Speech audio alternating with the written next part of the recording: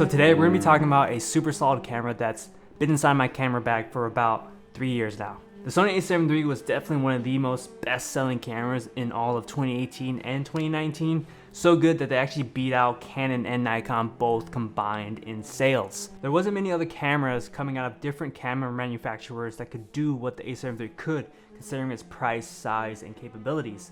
So it's really no wonder that the A7 III has been an incredible workhorse of a camera amongst many creators, including myself. So today we're gonna find out if the Sony A7 III is still relevant to this day and who is it really for. I don't make too many gear reviews on my channel, but I think the A7 III deserves one in my book after 3 years of using it. Now, I first want to start off by saying that I'm not somebody that likes to baby my camera. And because of that, I put my A7 III through some pretty rough situations. There was a time in Hawaii where I got caught out in a storm while I was hiking and we got absolutely soaked. And to be honest, I honestly was not even sure if the A7 III was going to be able to even survive it because it was absolutely drenched. Fortunately enough though, to my surprise, no damage at all from the rain. I definitely don't recommend you guys to let your A7 III get soaked if you ever do shoot out in the rain. Definitely make an effort to keep it dry and definitely do not submerge it. But if you ever do get caught in a similar situation like myself where I got caught out in a storm, just know that the A7 III can hold up against some water. Now, I do know that some people have mentioned overheating problems on their A7 III, but personally for me, I've never really experienced that issue. Even on my trip to Saudi Arabia with temperatures up to 110 Fahrenheit, filming all day with the A7 III in that heat, never did it overheat on me. Which is super reliable because that's the last thing that you would want out on a paid shoot in a foreign country. So it's pretty great to see that the A7 III handles pretty well in both heat and moisture.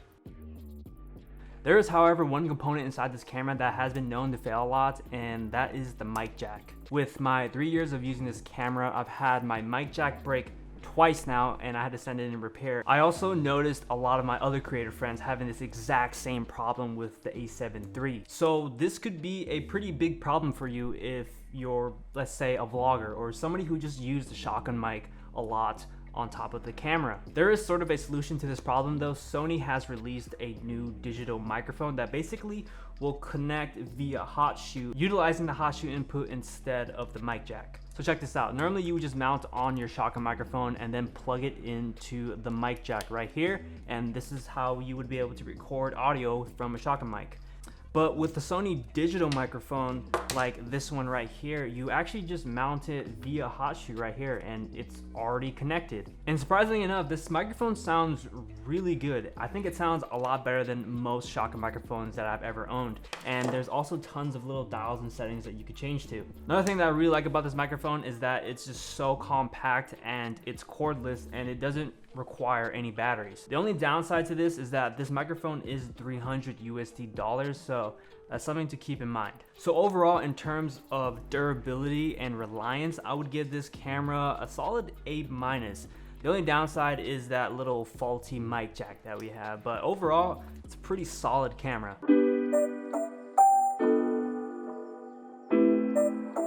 The Sony A7 III is built with a 24 megapixel full frame sensor with dual SD card slots, mic jack, headphone jack, USB Type-C, regular USB, and HDMI mini on the side. It has a tilt screen on the back, but unfortunately no flip out screen.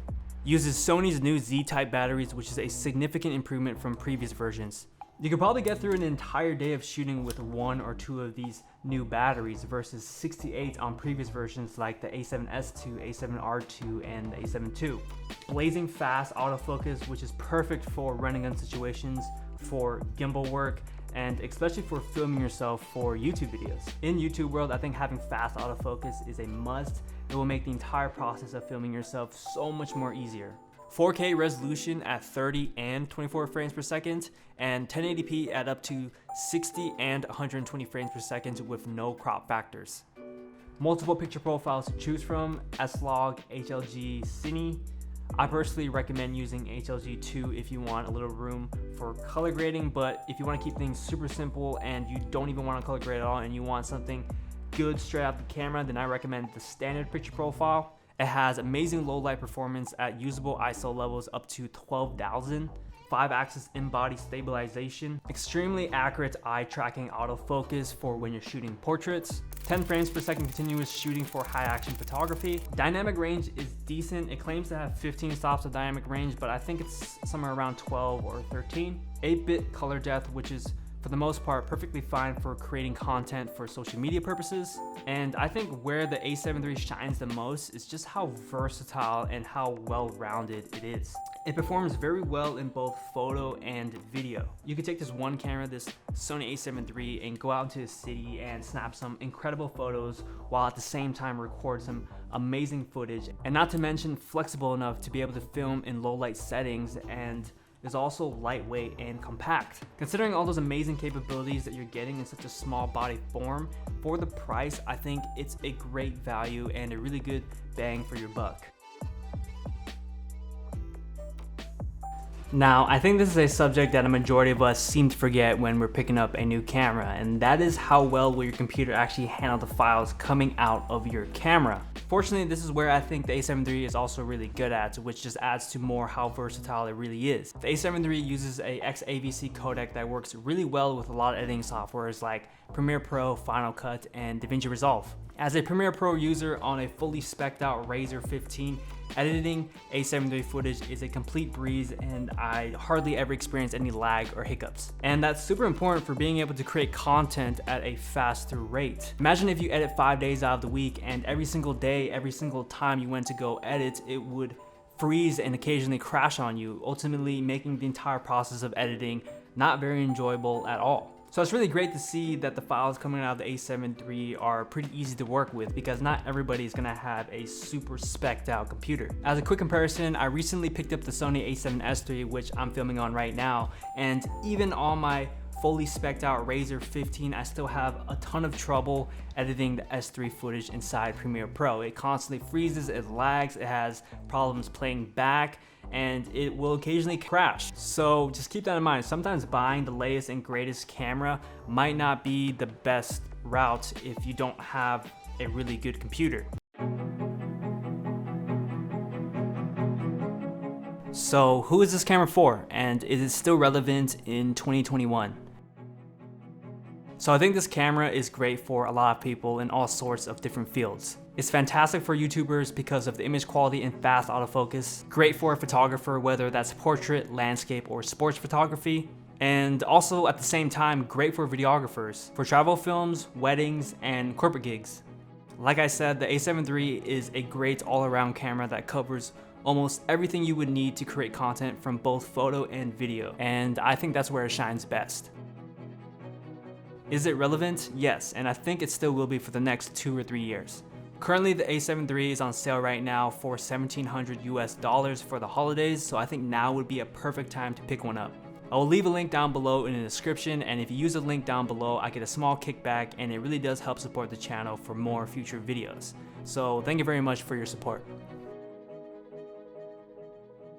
Alright guys, so wrapping things up, I just wanted to wish you guys a Merry Christmas and a Happy New Year. This is probably going to be my last time that I'm going to be uploading for 2020, and I'll probably see you guys next time in 2021. I know that New Year resolutions is probably the least of people's worries considering what's going on with the world right now, but I want to hear one project that you guys want to start in 2021.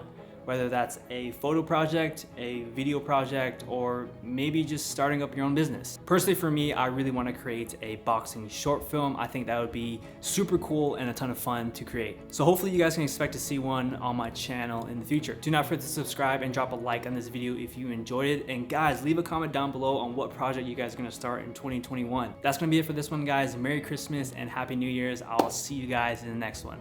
Later.